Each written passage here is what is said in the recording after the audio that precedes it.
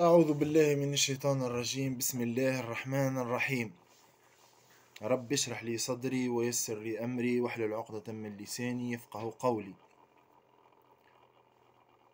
أشهد أن لا إله إلا الله العزيز الغفار ماحش الكفار بالنار المطلع على الأجهار والأسرار، وأن محمدا صلى الله عليه وعلى آله نجيب الله وسفير وحيه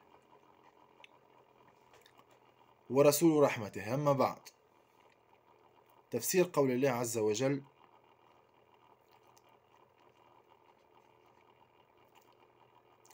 لآية من آيات سورة الكهف، على ما أظن الآية 25 بدون بسملة. وإذا قرأنا وإذا حسبنا الآية وعددناها بأن بسم الله الرحمن الرحيم آية، أصبح الآية 26.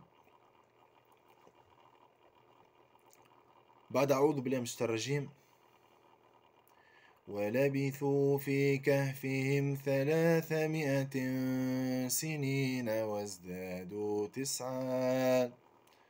ولبثوا في كهفهم 300 سنين وازدادوا 9. ولبثوا في كهفهم 300 سنين وازدادوا 9.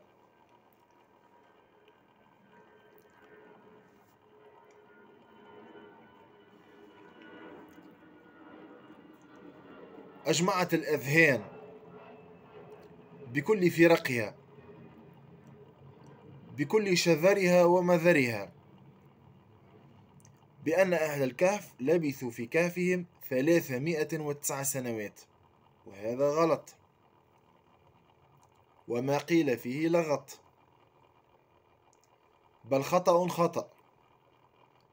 فمهلا مهلا مهلا مهلا لا تطش جهلا، واسمع وعي. لم يثبت حديث أنهم لبثوا 309 سنوات، ولم يقل بها أحد.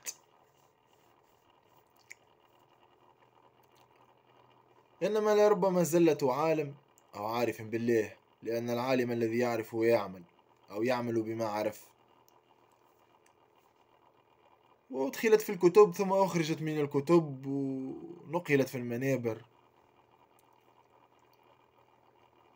إنما كان قول الله أنهم لبثوا في كهفهم 300 سنين. هم لبثوا، أصحاب الكهف لبثوا 300 سنين. أما قول الله عز وجل وازدادوا 9، أي ازدادوا في أعمارهم 9 سنوات.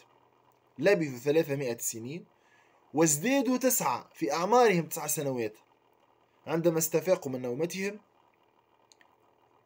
وبعثهم الله من بعد موتهم.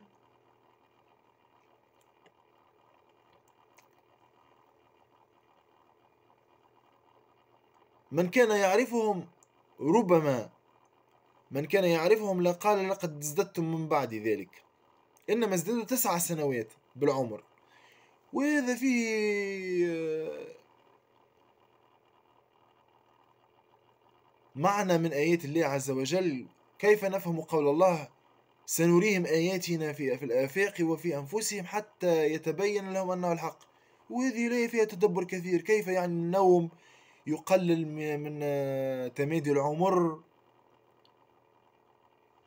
أبحاث، فتح الله المجال للأبحاث في فهم هذه الآية، بعد أن نفهم أنهم لبثوا 300 سنين، إنما أعمارهم ازدادت 9 سنوات. وكيفية الشمس تقرضهم ذات الشمال، تزاور عنهم. وهنا إذا فهمنا الآية بمفهومها الصحيح، يفتح الله المجال للتدبر فيها وللتعلم والأبحاث وغير ذلك. قبل أن أختم، أعطيكم أو أوصل لكم هدية من هدايا رسول الله صلى الله عليه وعلى آله لهذه الأمة المرحومة، وهو قول النبي صلى الله عليه وعلى آله: من قال حين يأخذ مضجع، أو قال حين قبل أن ينام: الحمد لله الذي سقاني وأطعمني وكافاني وآواني، كفاني وآواني، فكم من لا كافي له ولا مؤوي.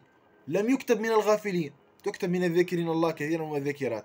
احفظ هذا الحديث: الحمد لله الذي أطعمني وسقاني، كفاني وآواني، فكم من لا كافي له ولا مؤوي. وهذا، واستغفر الله العلي العظيم للمؤمنين والمؤمنات، لي وللمؤمنين والمؤمنات، ولا حول ولا قوة إلا بالله.